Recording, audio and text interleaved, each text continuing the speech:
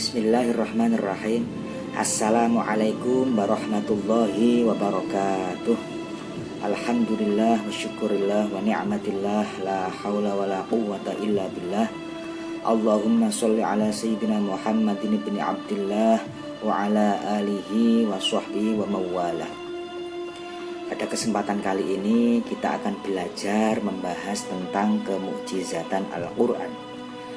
Al-Quran sebagai mukjizat terbesar dan terdahsyat Nabi Muhammad SAW sebagai sumber hukum dan pedoman umat Islam memiliki banyak sekali keistimewaan yang kita rasakan sampai saat ini, bahkan ila akhir zaman. Di antara keistimewaannya adalah tidak ada satupun makhluk mampu meniru atau mengarang serupa dengan ayat-ayat Al-Quran. Bahkan sulit dipalsukan karena penuh dengan ketelitian, dan tentunya Allah sendiri yang menjamin keotentikannya, seperti bab yang telah kita bahas kemarin. Secara etimologi, mukjizat bentuk isim fa'il dari kata a'jaza yu'jizu i'jazan, mu'jizun au mu'jizatun. Artinya melemahkan atau menjadikan tidak mampu atau mengalahkan lawan. Dalam perkembangannya bisa juga diartikan sesuatu yang hebat, luar biasa. Secara istilah, ulama mendefinisikan al-mu'jizatu hiya amrun khariqun lil 'adati maqrunun bit tahaddi salimun 'anil mu'aradati. Hal yang bertolak belakang dengan kebiasaan atau sesuatu yang luar biasa disertai dengan tantangan dan selamat, atau tidak ada yang sanggup menjawab tantangan tersebut. Mukjizat sebagai amrun khariq lil 'adah adalah sesuatu kejadian luar biasa di luar kebiasaan dan nalar manusia yang khusus dimiliki oleh para nabi dan rasul Allah. Berbeda dengan para wali Allah yang memiliki keluarbiasaan atau keistimewaan disebut karamah, kalau manusia biasa disebut ma'unah. Al-Quran adalah afdolul mu'jizat, mukjizat terbaik dan terhebat. Begitu juga Nabi Muhammad SAW sebagai afdolul anbiya wal mursalin. Mukjizat nabi-nabi terdahulu bersifat hissi atau secara kasat mata bisa dilihat dan sifatnya tidak abadi, hanya disaksikan pada masanya.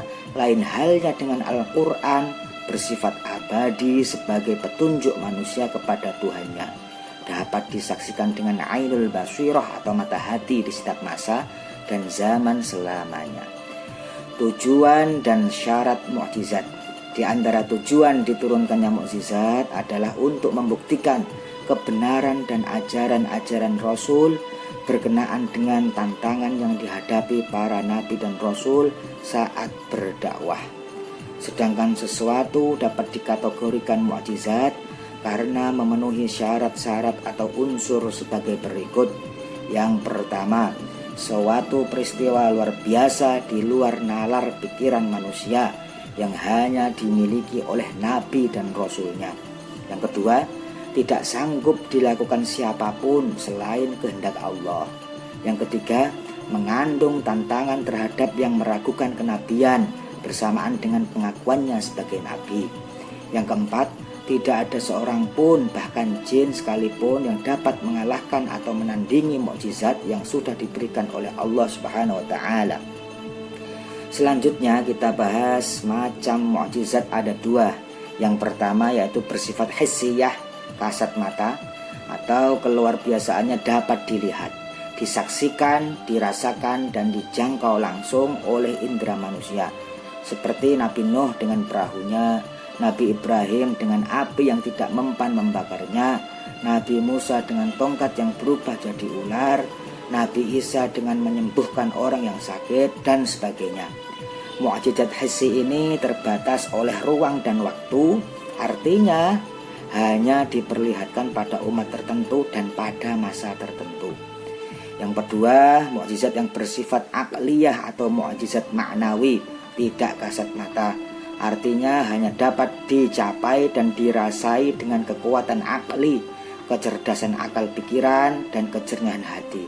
Seperti mukjizat teragung yaitu Al-Quran tidak terbatas oleh ruang waktu, artinya dapat dijangkau oleh siapapun atau dapat dijangkau setiap orang yang menggunakan akalnya kapanpun, dimanapun, sampai hari kiamat. Di antara aspek-aspek kemukjizatan Al-Quran adalah yang pertama, susunan bahasa yang sangat indah, tidak bisa disamakan dengan apapun, berbeda dengan susunan bahasa Arab pada umumnya. Yang kedua, adanya uslub atau susunan yang luar biasa menakjubkan, tentunya berbeda sekali dengan uslub-uslub bahasa Arab. Yang ketiga, sifat agung yang tidak mungkin bagi makhluk untuk mendatangkan yang sama seperti Al-Quran. Yang keempat, syariat yang sangat rinci, sempurna, melebihi undang-undang buatan manusia. Yang kelima, mengabarkan hal-hal yang gaib yang tidak bisa diketahui kecuali dengan wahyu. Yang keenam, tidak bertentangan atau sejalan dengan ilmu pengetahuan umum yang dipastikan kebenarannya. Yang ketujuh, menepati janji dan ancaman yang telah dikabarkan di dalamnya. Yang kedelapan, memenuhi segala kebutuhan manusia baik lahir dan batin pada setiap tempat dan masa. Kesembilan, berkesan dalam hati atau dapat menggetarkan hati pengikut dan penentangnya. Sekian dari Bapak, kurang lebihnya mohon maaf, semoga bermanfaat. Insya Allah kita akan bertemu di lain kesempatan. Assalamualaikum warahmatullahi wabarakatuh.